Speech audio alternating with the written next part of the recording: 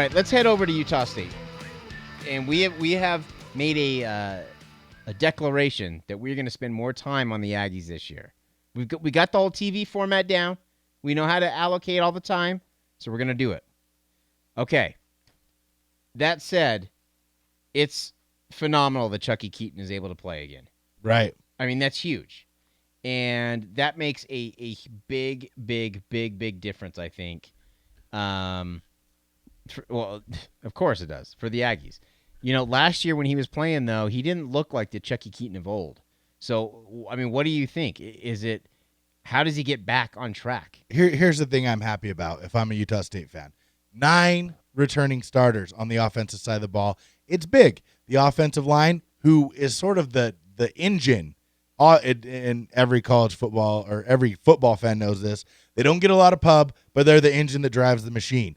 They're going to protect Chucky Keaton. I think we're going to see I'm not sure if he'll be what he was 2 years ago, but he's going to be better than last year. Last year, he looked timid while he was playing. Yep. And well, that's what I'm afraid of. It showed. He got hurt again last year. That's what I'm afraid of. I mean, I don't think he's going to be. We'll see. I hope you're right. But look, Matt Wells has done a hell of a job up there in Logan. 10-4 last year. This guy has won 29 games in his first 3 years. Imagine coming in to fill those shoes too, Gary Anderson. I understand Gary Anderson set the stage and put the foundation in, but how do you fill those shoes? Well, he's done it. I think he's done it almost better than Gary Anderson in his short tenure there. Here's how I see it playing out for Utah State. I see a win versus Southern Utah, loss at Utah, loss at Washington, win Colorado State, win Fresno State, loss at Boise State, win up to Air Force, win at Nevada, and a loss at BYU in the last game of the year. I'm going 8-4. Damn fine year. Damn fine year. 8-4.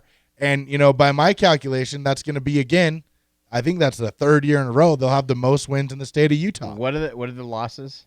Loss at BYU, loss at Boise State, a loss at Utah, and a loss at Washington. They win every other game they play. That's 8-4. Most wins that I have picked this year in the state of Utah. A lot of that hinges on Chucky Keaton. I think they'll be solid defensively. Look, and 8-4. And Phil Steele talked about this. Damian Hobbs is coming, an Oregon transfer. He's going to be able to jump right in and play should Chucky Keaton get injured. I like that. I think that's a better answer than they've had in the past.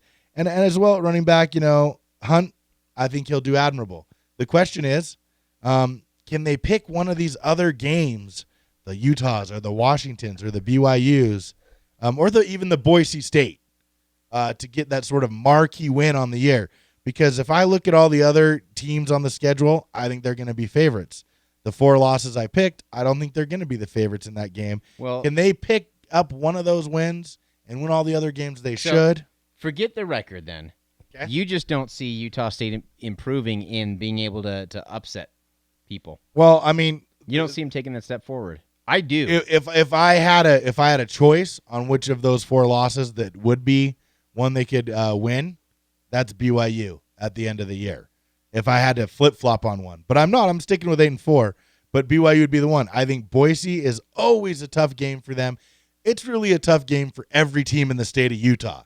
Like right now, Boise is the master of the universe. If they play BYU, Utah. Do you remember those games at Utah when they came down and smoked us? Yep.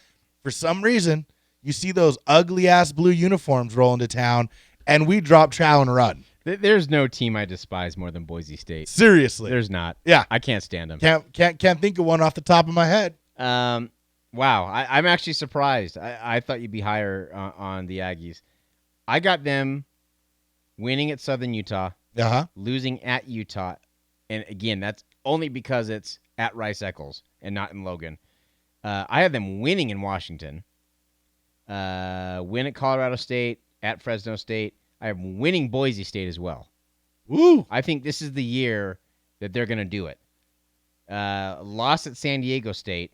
I think they're going to have a hangover after the Boise State win. Interesting.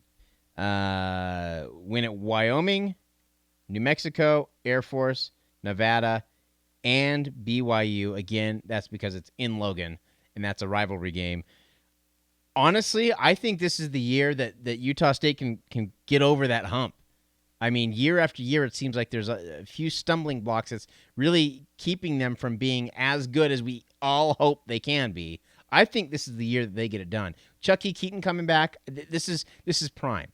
He's just got to not, like you said, he's got to not play timid. He's got to summon that confidence back and not worry about getting hurt, not play scared. If he can do that, there's no doubt in my mind they can go 10-2. 10-2. Yep.